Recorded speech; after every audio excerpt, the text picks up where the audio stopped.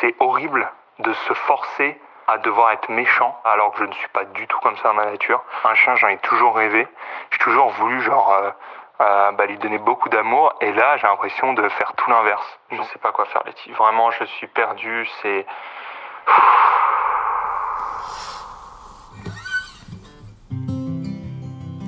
J'ai voulu faire cette vidéo en m'adressant à toi, même si je sais que forcément jamais t'entendras ces paroles, que tu puisses au moins en ressentir les émotions.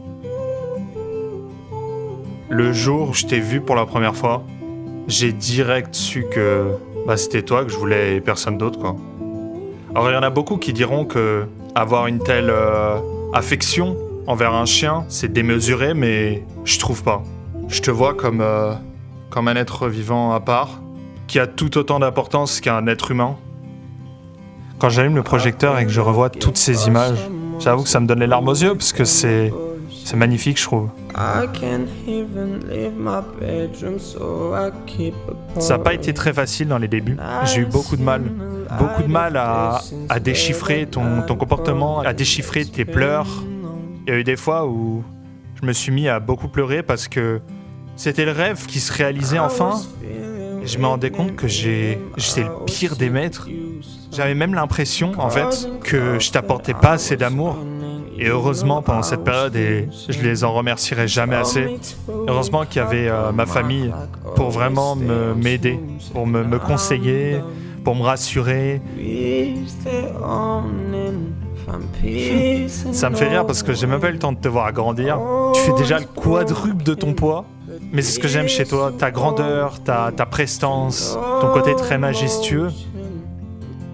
J'ai décidé de t'appeler Yumi parce que quand j'étais petit, je regardais beaucoup Code Lyoko, qui est un de mes dessins animés préférés. Il y a un personnage dedans qui s'appelle Yumi. Je sais pas, je trouvais que ça collait juste parfaitement avec toi.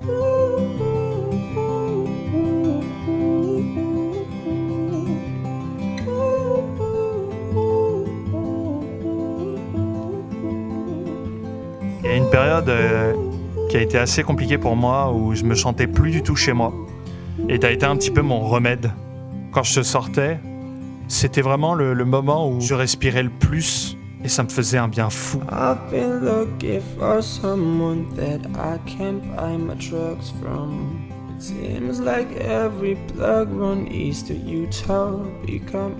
En parlant de ta race, l'Akita, c'est une race où j'ai une affection très particulière parce que quand j'ai vu le film sur le célèbre Akita japonais qui s'appelle Hachiko, le truc le plus triste que j'ai vu de ma vie, c'est ce chien qui continue à éternellement attendre son maître à la gare. Et en fait, depuis ce jour-là, je me suis rendu compte que les animaux, et vraiment plus particulièrement les chiens, c'est vraiment ce qui me touchait le plus. Dans tous les films que j'ai vus de ma vie, j'ai jamais autant pleuré que dans des films sur des chiens. Et je savais que un jour ou l'autre, je voudrais en avoir un. Juste pour l'envie de partager une histoire d'amour. Il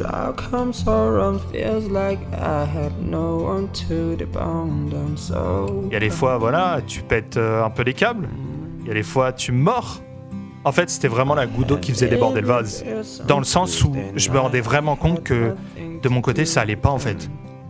À ce moment-là, je me sentais comme une merde. Je me disais, je suis vraiment le pire des maîtres en fait.